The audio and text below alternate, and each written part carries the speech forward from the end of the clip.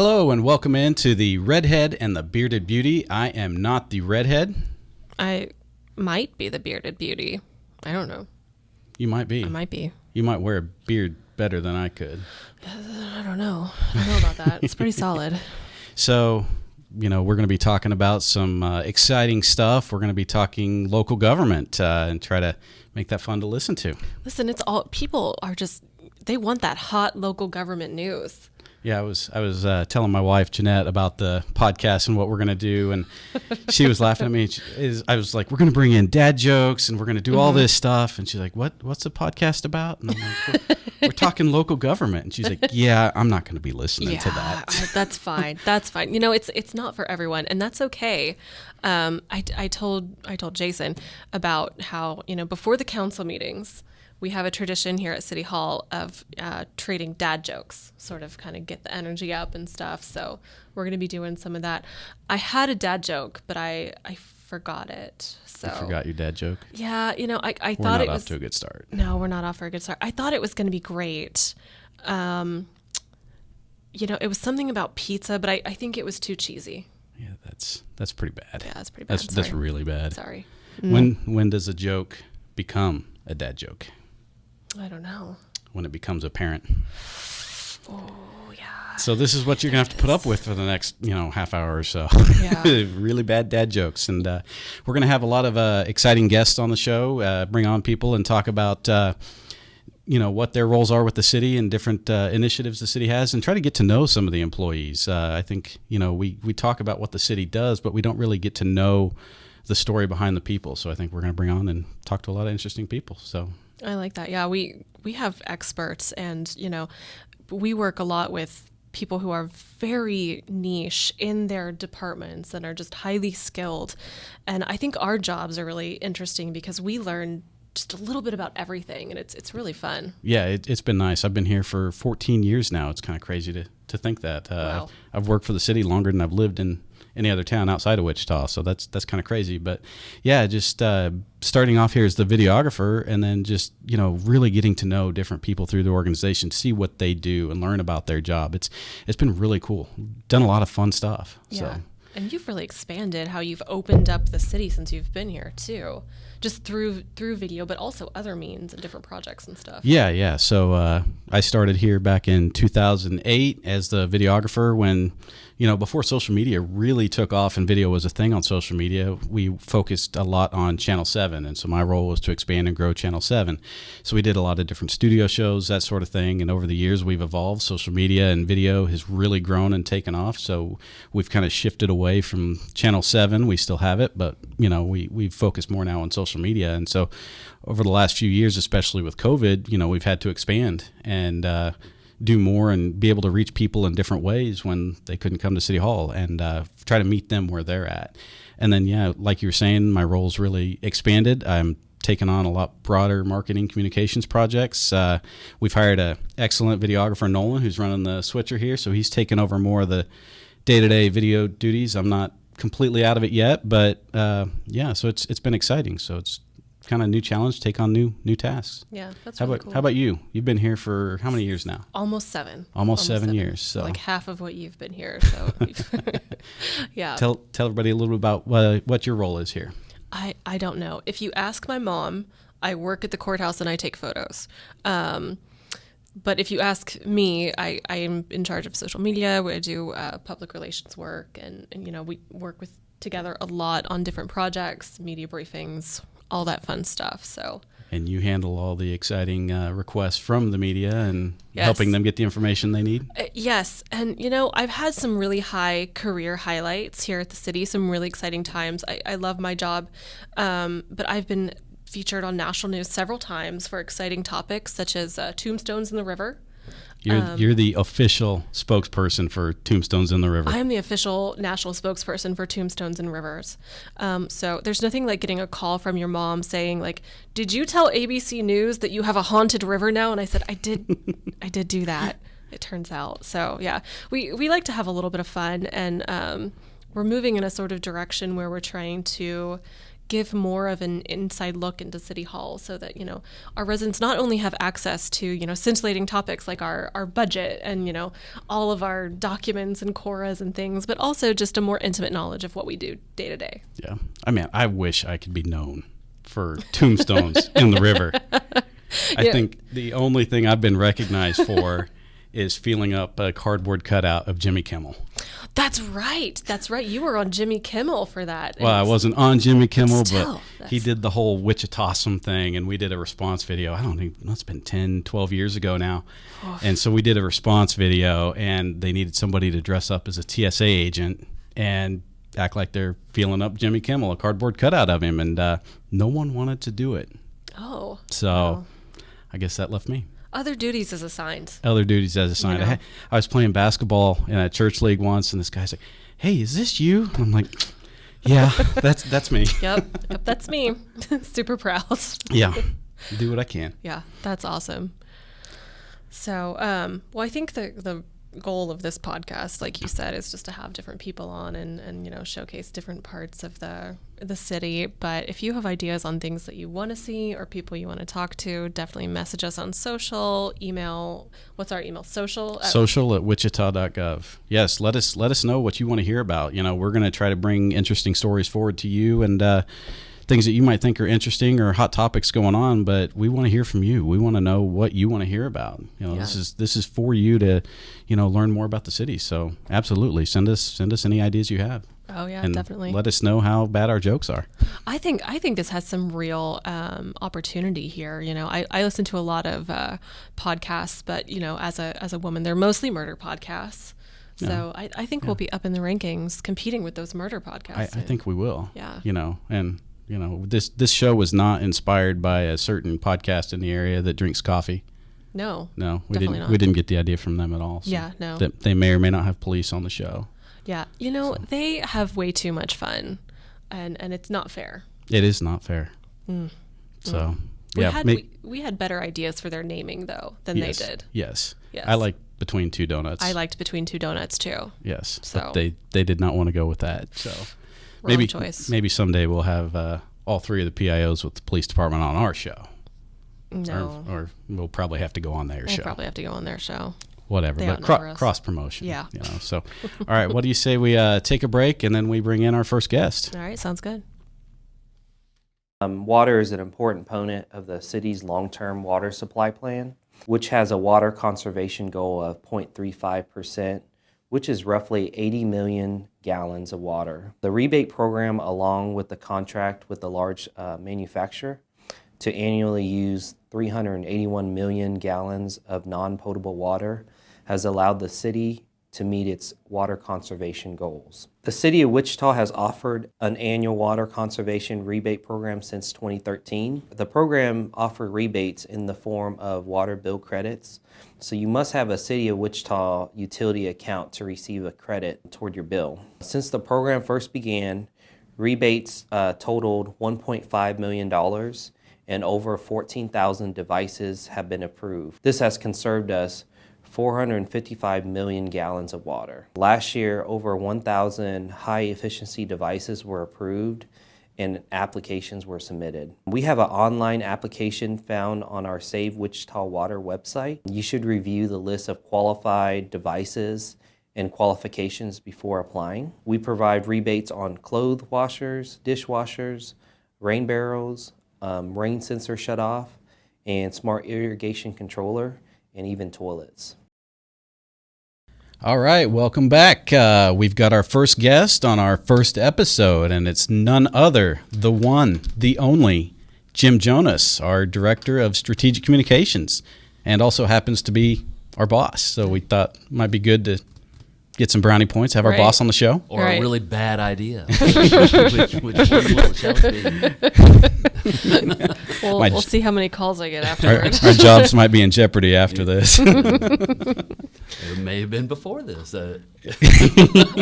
Our three watchers will be scandalized after this. So, Jim, tell us a little bit about where you come from and give us a little background.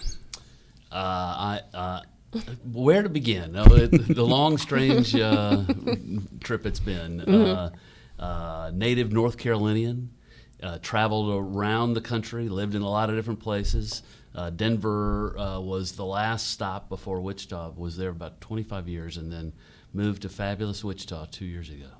And really for this job, because I saw an opportunity and saw this the city is a place that I think has a great opportunity for growth, and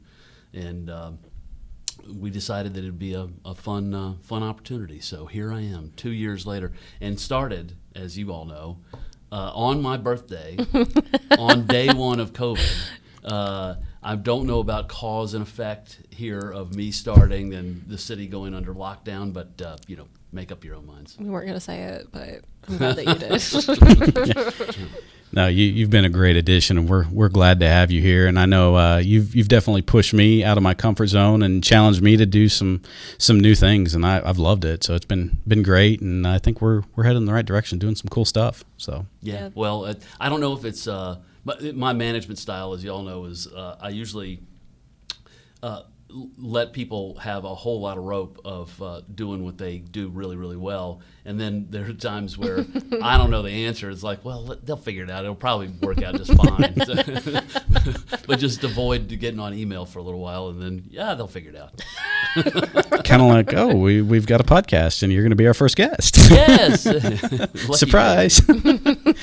All right, so we want to kick off all of our interview segments with two truths and a lie. So we'll all do this. We'll go around and we'll have you start. Two truths and a lie. Well, okay, how about this? I have personally met Ronald Reagan, Obama, and Donald Trump. We got to guess which one is not. Correct. You Okay. have not met Donald Trump. I'm going to say Donald Trump as well. You're both correct. But Obama and Reagan, that's pretty good. That is mix. pretty good. Yeah. I've also met Nixon, Ford, Wow. Clinton. Boy, who am I missing? Oh, the Bushes, 41 I met, but I didn't meet 43. So that's a pretty good collection. That is pretty cool. I haven't met any of them personally, but I have been within a few feet of Clinton, Bush too, and Obama. So No, you're catching up. yeah. I'm on a list. They don't let me near presidents. So, okay, two truths and a lie. I'm going to go in a little bit of a different direction. Okay.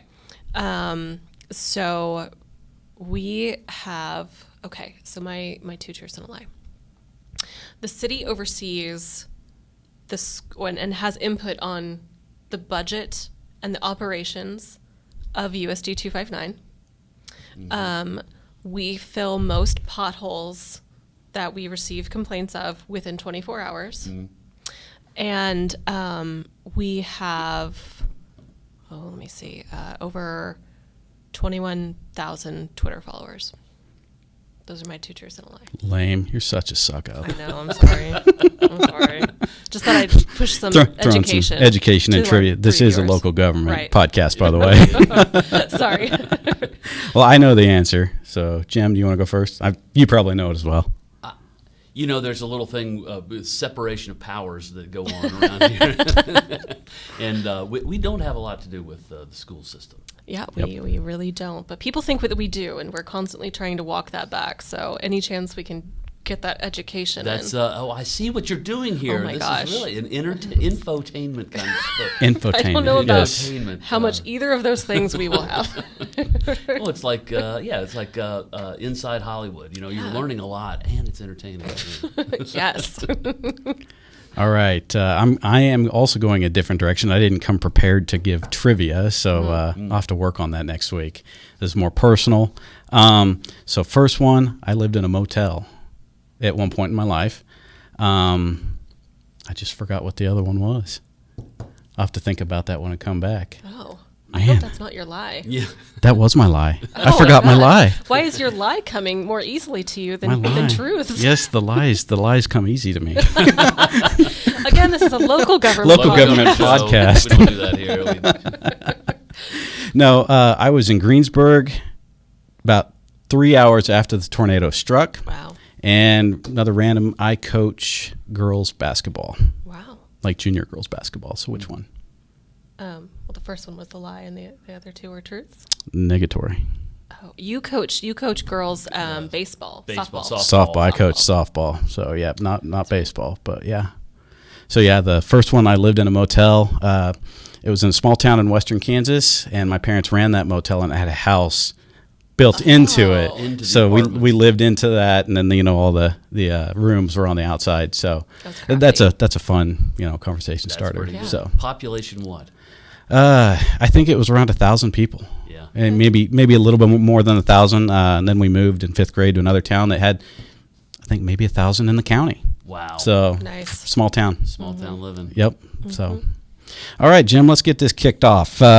Megan, you got the first question you want to go? All right. So we just wanted to talk a little bit. Last night we had a legislative event, and I don't think people understand that one of our key things that we do here at the city and that you do, one of your primary duties outside of running the department, is kind of heading off our legislative agendas, both federally and our state legislative agenda. Tell us a little bit about what goes into that. Yeah, well, and to say I run it would be an exaggeration. I have the benefit of managing a couple really good lobbyists who work for the city on federal level and then at the state level, and we work through with council months ahead of session, particularly with what's going on at the state level. What are the key issues? What are the key legislative items that are going to be coming up in that session? And start working to build a full agenda of what are we going to focus on, where can we find partners to pass specific pieces of legislation, what are those key things that we need to keep an eye on during session that we ought to be trying to get ahead of. On the federal level, it's a little different in that federal government never goes away. It seems like they take a couple weeks break, but then they're always back in session. So a little less of the timeliness. Certainly, as we start looking at what's going to happen on a national level this year, where there's probably going to be some changes in Congress and the makeup of both the House and the Senate, not at presidential level, but yet that's coming. So you do have to pay attention to somewhat on the legislative agendas of things that we want to get through. Obviously, there's massive amounts of money that are still floating about because of COVID recovery things on the federal level. And then that's filtered down to the state level, and we have to make requests of Topeka for some of those dollars as well. So it's a big money chase right now, is taking up a lot of our time.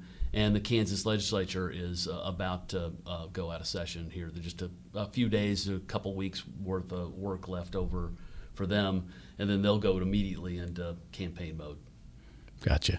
Some people might be wondering, why does local government need a lobbyist? So what sort of items do we lobby for in both the state and federal level?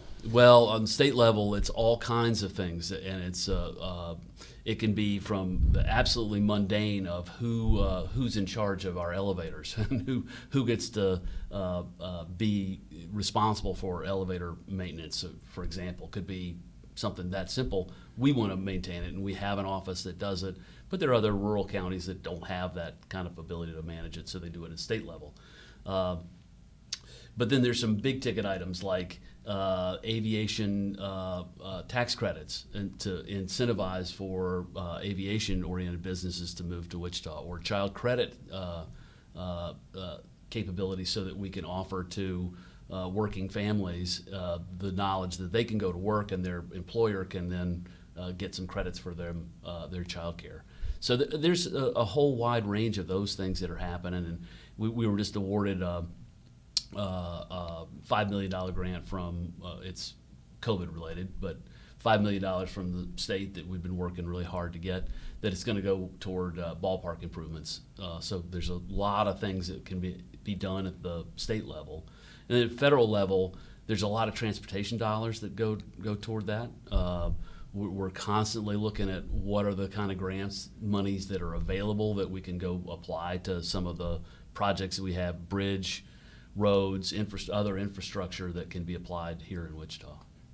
Yeah, I got you. I'm still a little miffed that the whole east side, they keep building out Kellogg with those federal dollars, and it won't come west. That's because the east side is the best side. No, west side's best side. Yeah, squinters and all. Yeah, I'm just saying. So, What are some ways that residents can potentially impact our legislative agendas? Yeah, that's a great question, and certainly something that our council would love to hear more from individuals about that. It does get so far into the weeds on a lot of this legislative stuff that it's hard for those folks who aren't paying daily attention to these things. But I think we can do a better job probably of letting residents know about what our agenda is. Mm-hmm. Not that we're hiding from it. We put it out there and it's publicly available and certainly discussed openly at council meetings. But it would probably be a good thing that we do a better job of reminding people along the way during the session, hey, we went in with this group or that group or this individual, and hey, we scored a big win for the city by getting this. And I don't think we do enough of that, but we could do better on those pieces. So kind of touching on that, what is our process for coming up with items for the lobbying efforts? A lot of interviews, one-on-ones, small groups with council to work through what are the key items that they'd like us to focus on, and then talking to department heads and talking what specifics, and be as granular as you can be about what are the things you want to have accomplished that you think there may be federal dollars or a change in the way a rule's written that we can do to assist on the departmental level. And then start building that agenda. It comes together into a formal document. We present it to council, and they give their feedback and up and down vote on it. Definitely. I think one of the things that we hear a lot, you mentioned the base grants, the COVID grant for riverfront improvements. Yeah. And like the state invests a lot in our community, as they do in communities across the state. But a lot of those are very project focused, and they're putting monies into our community. It's very process and focused, like the Kellogg improvements on the east side, which is the better side, and those riverfront improvements. And I think people see that and they're like, well, why aren't you spending it on X? Why aren't you investing in X? But since that money is coming from the state, we're really limited. Yeah. Oh, it's a hyper focus. Like you spend $1 outside of what you said you're going to spend it on, and you're at their wrath. You'll feel it. So, you really don't have a lot. Once you make that application and you said this is how we're going to spend the money, you got to spend it that way. Yeah. I think it's important for people to understand that. And that can be hard to grasp when, you see a lot of, investment in one area, and it's like, well, there's other things that need fixed. Yeah, and that's the hardest part about, we're not in the printing money business. Yeah. I mean, we have limited resources, and I think, and we try to do it around budget season where we try to introduce people to this is how a budget works, and this is where, one lever is here's the money coming in, and here's the other lever of here's where it's going out. And I think people miss out on this lever, the one on the revenue side, of just assuming, well, it's government, just go spend more money on it. And it really is a balancing act, and it's quite the trick to make this all work together, because we can't run deficits. We have to make the budgets work with what we've got. So that's that constant struggle of where are you going to apply every single dollar that comes into the city? How do you most smartly spend it?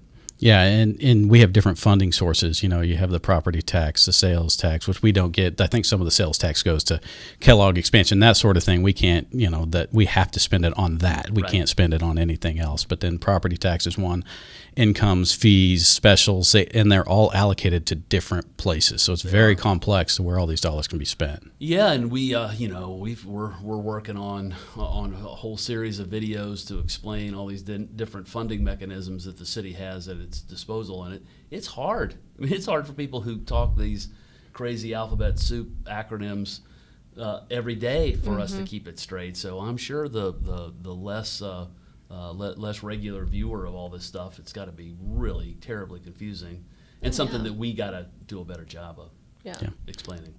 And speaking of those communications, you do a lot more than just the lobbying efforts and managing us and Nolan and the others on our team. So tell us a little bit about some of the other stuff you do in your job. Well, you're right. We've got a broad portfolio of things that we take care of. First and foremost is we make sure that the things that we have to do are taken care of. That we broadcast city council meetings, we stream those. Tyler, you're in the middle of that every week, Yep. and Nolan more and more so of making sure that our key responsibility is making sure that there is a transparent ability for residents to view what's going on at council, and then at all the council committees and advisory boards and all those things of what COVID led us down this path of. Everybody wants to stream everything, and they take it as a default that, of course, you're going to have this on streaming of all these things. So, I mean, it's changed how we do stuff in our department tremendously, and why we did add in that on that side. We're bringing Nolan in, who's just been a fabulous resource to have for our department. That's just one piece of it. Megan's our front line on talking to the media every day, and we get every day there is someone from the media asking something, and sometimes it's as easy as Megan knows the answer and can give it to them straight. Other times it's, oh my gosh, we're going to have to pull in 35 different people to talk about this and figure out what's going on, and then who do we tell in the media, and when do we tell them, and in what device we're going to use to tell it. Well, thankfully, some of our things that come up every single year, now we can just as a department answer. Yeah. Like, I think about every year we do a PSA on what not to flush. Yeah. And I've really become an expert in this. Yeah. So well, that's critical content. Yeah. I'm your gal. At disposal. Yeah, I'm your gal if you want to talk about that. So I'm real fun at parties too. So just all the facts about the city government knowledge that you have. Yeah. I will tell you, there was one time I was filling in for you, taking media calls over the weekend. It was not long after the large water main break last fall. And I get one call from one of the TV stations at 8 o'clock in the evening, and it's like, hey, we're hearing there's no water in this area of town. And I'm like, oh, great. Oh, no. Megan's on vacation, and I'm going to have to handle this one. And it's like, and I think, Jim, you were out of town too, and it was just me. And I'm like, oh, this is not going to be fun. So I reached out to Public Works. It was something minor, but yeah, I hand it to you for the way you deal with that on a day-to-day basis. So it's we love our media partners. They're pretty great. Most of you. All right, so let's wrap this up. We're going to do another fun thing with each show. Jim, we have dad joke time. Megan and I have already shared some, but we're going to bring out some more. I hope that I didn't come prepared. I didn't have my research time. Maybe we can come up with some new ones here for you while you can think of one. Would be really helpful. Would that help? Okay, so I don't know if you know this, but my dad was a conjoined twin, and when he was born, and so they were separated right after birth, and so now I have an uncle once removed.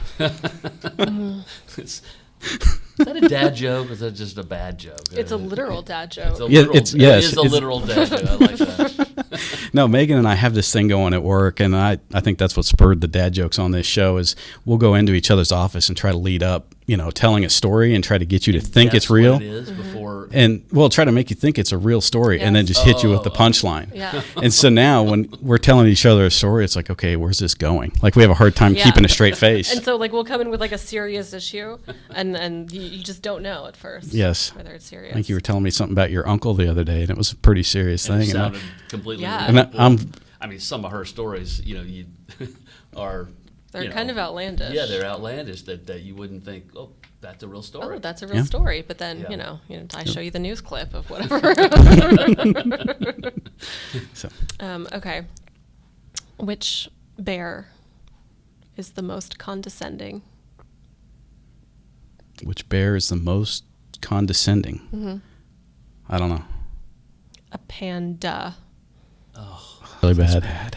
Can I come up with the worst names possible of the person who they're looking for on the phone? Oh, yeah. Can't share those, though. Can't share those, no. All right. Thank you all for joining us. Jim, thank you so much for being our first guest on the show. Wow.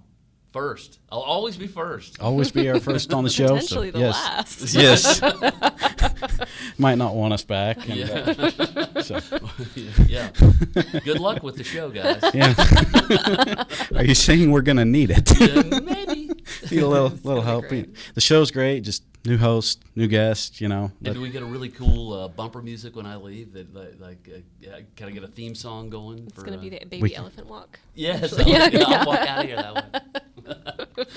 Thanks for having me. Yeah, and thank you all for joining us. And make sure, if you have anything you want us to talk about or guests you want to see on the show, send us an email at social@wichita.gov. And again, thanks for watching.